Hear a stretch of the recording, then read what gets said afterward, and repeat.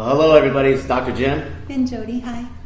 Man, so we were talking about how we got to sit down with Dr. John, and we had to split that interview into multiple videos because it was just so much powerful information. But remember we were talking about he was talking about his successes, and we were sitting there like kids in a candy store, like looking at him. And then you made a comment to him. I said, it's a gift that you have, and he was like, it's not a gift, it's work. And I think that's really cool that, like, almost everybody that we're talking to keeps saying the same thing about, like, you got to do that work to get it there. Yeah, I think I just kind of want to go back to that for a minute, so that way they make sure they're heard. Like, there's a lot of times that we'll see people, and all we really are focusing on, or sometimes what we're seeing, is the end result, and we never see the years and the time and the effort that it put for them to get where they're at. And some, and like him, he was able to recognize that, and he wanted to make sure that like, we got it. That you got it. Right? I got it. No, I mean, like, we got it. You know what I mean? I was like, oh man, you're so gifted. He's like, whoa, what'd you say? Yeah. This isn't a gift. Right. Like, I put my time and work in. Like, this is not just something that somebody came down and touched me, and all of a sudden, magic happened. Yeah, it's good. So it was good. It was really good. I was, which we'll have on the show, a colleague and friend, Dr. Chris Zano, just posted a video, and then he'll be on the show too. But it was, he was Mr. Olympia. I think I got that right. I hope I get that right. Sorry if I didn't. But I mean, this dude, his work ethic is ridiculous. I mean, he's sharing this story, if you get a chance to look on his Facebook page, how a kid was asking him, he was at the gym and he was like, how do you get arms like that? They're like 27 and inches. He's like, it's bigger than my thighs. He's like, 27 years. And the kid starts laughing. He goes, no, 27 years. Like, when you were out, at the club, I was sleeping. When you were skipping meals, I was eating.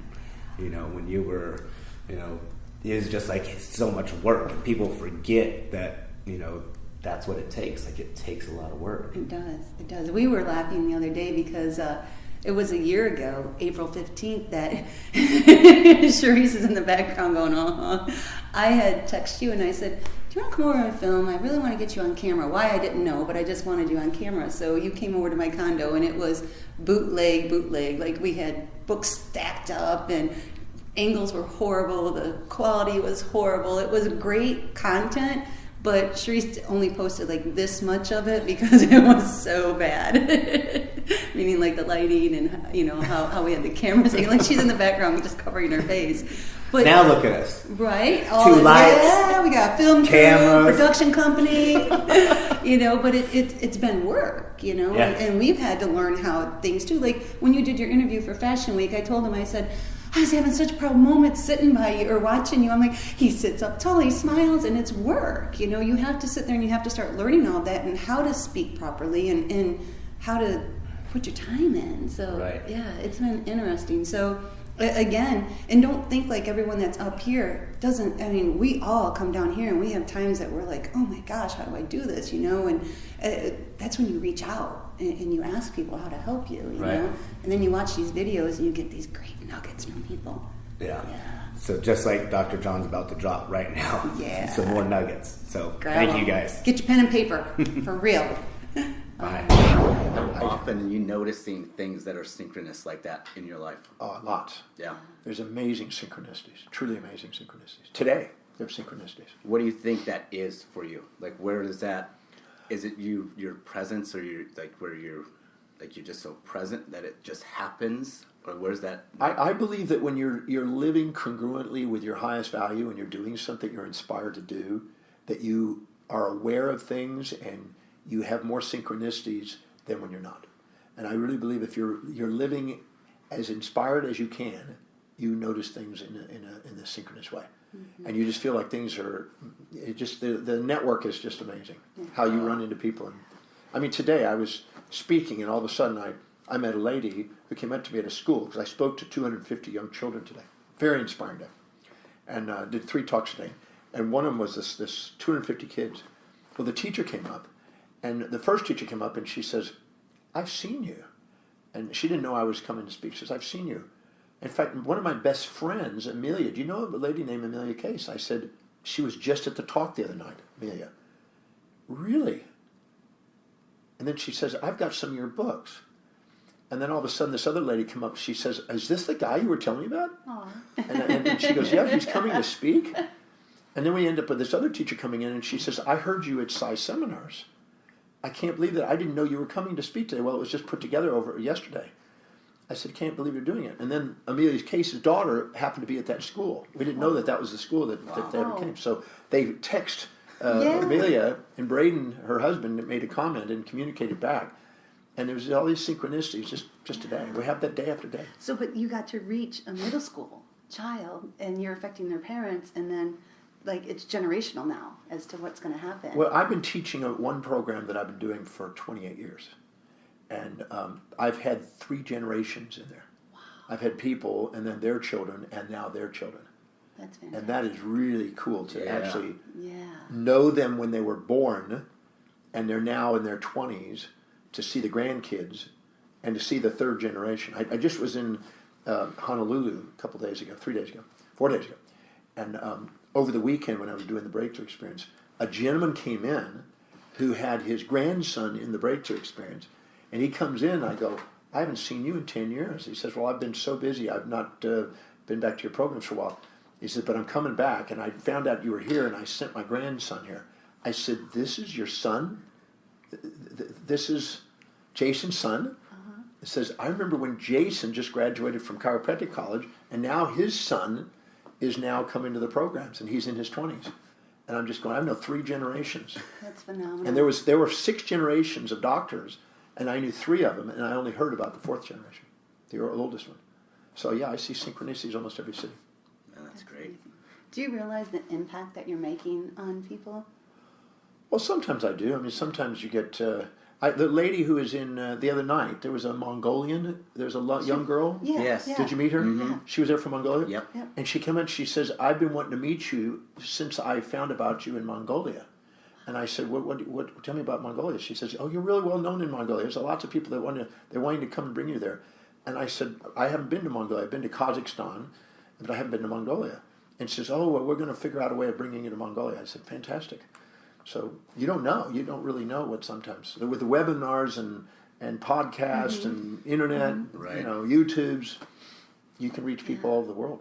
So, That's how we actually got started, is that we're like, we want to like reach people globally and show them, like there's a lot of really great stuff out there. So well, that's it. And I've had a dream. I've always said since I was 20, I've said the universe is my playground, the world is my home, every country's a room in the house, and every city's another platform to share my heart and soul. Oh. So I've been saying that since I was 20. I like that. Yeah. And I live on a ship called the World that goes to every country on the world. And it launched 15 years. I've been living under for 15 years. And 15 years ago, it launched in Norway. And the night before it launched, the captain, who's a Viking, a red-haired Viking guy, he goes and says, so welcome to your home, the world. Every country is a room in your home. And I've been saying that all those years. And when he said that, I just got a tear in my eye going, wow. It's amazing what you say to yourself, how you manifest things in your life. Oh, Yeah. yeah, that's great. So do you have like a ritual of like, or your intentions that you say every single morning, or do you have like meditation that you do? Yeah, I do meditations, not like a ritual, but sometimes I'll be on a flight, sometimes I'll be in between talks, I'll do meditation. But I have a pretty good ritual. I document every night. In fact, you guys are already in there. Oh. I document the gratitude of what I get to do every day. Wow. So that's every single day. Thank you. I can show it to you. In fact, it's right there on that, right above Do you that want- page. You'll see it on there. That's really neat. It's right there. But I type in that I didn't have all the names, so I'm going to type in the names after tonight. I didn't have everybody's name. But I type in there, I had the opportunity to be interviewed by yourself, and so I put those things in there, and then everything I get to do, the kids today, and the doctor, 2 doctor talks, and another interview I did, and everything I get to do, I document every day, things I'm grateful for. So it's like, I wish all of you guys would understand that, like, you need to celebrate every single moment and have gratitude for it. So take note on that. Everything is on the way, and if not, we see it in the way. And when we see it in the way, we've got resistance, and if we see it on the way, we've got assistance, and we open up to the synchronicities. Yeah. So it's our responsibility to stop. My I was born on Thanksgiving Day in America. Really? And my mother told me when I was 4 to make sure I counted my blessings. Because if I'm grateful for what I've got, I get more to be grateful for. So I document. I have the largest collection of gratitude of anybody ever met. So when you were getting started, I'm sure you had some sort of daily ritual or things that you were doing in order to get you where you're at now. Are those still the same, or do you hold any of those, or have you? Well, my first speech, first student, I was a 375-pound Afro-American woman wanted me to teach her yoga. Really? That was my first one. I love it. Because I was the thinnest kid in the class, and she was the biggest girl in the class, and I guess I attracted that complement opposites. And she was lovely. She never could do yoga hardly, but she was a lovely spirit. And then I had a Persian gentleman who wanted me to teach him meditation. I was 18 at the time. And then a group of kids asked me to tutor them on math. So that was the first time I had a group presentation, and I was 18 at the time. And then in 19, I was teaching classes and tutoring. And then when I turned 20, I went to the University of Houston. And I started having classes out under the trees every day, or in a cafeteria if it was raining or cold. And 100 to 150 students, sometimes 400 students would gather every day. And so I was just answering questions and talking on whatever I was studying. And I was researching every day, all day long, just everything I could learn. And I just sharing. And then when I went on to professional school, I continued that ritual. And I did it, but I did it in my apartment every night. So I would read a lot of books during the day, and then I would lecture at night. And I never stopped. So when I got into practice, I just kept lecturing as a way of building my practice. And that was the most powerful way of reaching more people and generating patients. And then I started lecturing to other health professionals, and it just kept growing around the world. So, but I knew since I was 17 that I wanted to travel the world. I had a painting. I have a beautiful painting. I have to show it to you of me standing on a balcony 40 feet above a square with 1 million people in it. And the backdrop is one of the tallest buildings, an icon building from every major city in the world. And I had it painted by a famous Andrew Tischler. And he painted this. It sits in my office as a metaphor and a mission of what I'm doing. And I carry that picture with me where I go. He was just on our ship just the other day, in fact, in Sydney. That's fascinating. Yeah. That's awesome. Yeah. You just gave us a really great idea. well, in my practice, I had clocks from around the world and murals of maps from around the world, because I always envisioned global. So you travel on your ship a lot, or? Well, I'm traveling most of the time by air, but when I'm not by traveling on air, I'll be on my ship. And my ship is traveling, so I can't sit still. My mom told me, you need to sit still, and I said, it's impossible on a spinning Earth. There you go. I said, practice what you preach, Mom. The thing is moving 1,000 miles an hour. It's moving around the solar system. I started quoting all those numbers to her. She goes, okay, it's not what I meant. That's fantastic. So I'm always on the go. So if there's somebody like that or they're feeling, what would you suggest for somebody that's feeling stuck, that sees somebody like yourself that like wants to take action or wants to have something bigger happen in their life, but they just feel like they're not going to be able to get there, they can't do it? Like, what would you suggest the first thing? Well, it's impossible. It's impossible not to get what you want if you never give up on it. I always say that if you never give up on something, everybody else dies out, you end up at the top. You got to stay with something. I figured if I keep speaking, eventually all the rest of the speakers are dead. We're going to be the old people. When I'm 100, soon. I'm the only guy. They go, okay, the guy's he's doing the right for it. But taking it, that's right. Just outlive everybody else. Yeah, outlive everybody. If you really want something, you won't give up on it. Right. So anytime you give up on something that really wasn't important to you, if you say something's important to you, but you need to be reminded to do it, it's not important to you. I don't ever need to be reminded to research, write, travel, teach. I do it every day. There's no question that's going to be done. You can count on me to doing that, because that's what means something to me. You can't rely on me to cook. I don't cook. Or Last time I cooked, I was 24. You can't rely on me to drive. I haven't driven in 26 years. I don't even deal with cars. So I've delegated everything but research, write, travel, teach. So now, that's it. Do you find time for yoga or any of that? I do some yoga. I do stretching and yoga. Nice.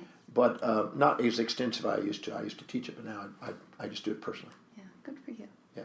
How do you keep that level of, I guess, inspiration, motivation to continue that day? And how long have you been doing this now? Well, I'm going on 45 years. 45 years. Has your goal ever changed? Have you ever? So the goal of being I wanted to study universal laws as it relates to mind, body, and spirit, particularly as it relates to healing. And I wanted to travel the world. I wanted to step foot in every country on the face of the earth. And I wanted to share my research findings with people and inspire people to live a more extraordinary and more amazing life. And to help people raise and expand their awareness and potential.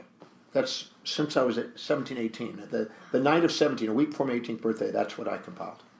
And So did you write that out? Or? well, with the help of Paul Bryan. I didn't have it quite as articulate as that, Yeah. but I have my mission statement that is with me. It's been updated 70 times, and I can trace it all the way back to the handwritten one in 1972. So I've never thrown them away. I just kept them all there, stored some of them in the office. But when the computer came along, now they've been on computer. So I could literally show you year by year going back, and how the mission statement changed, add a word, add a phrase, play with it. Yeah. But the mission statement is kept refined.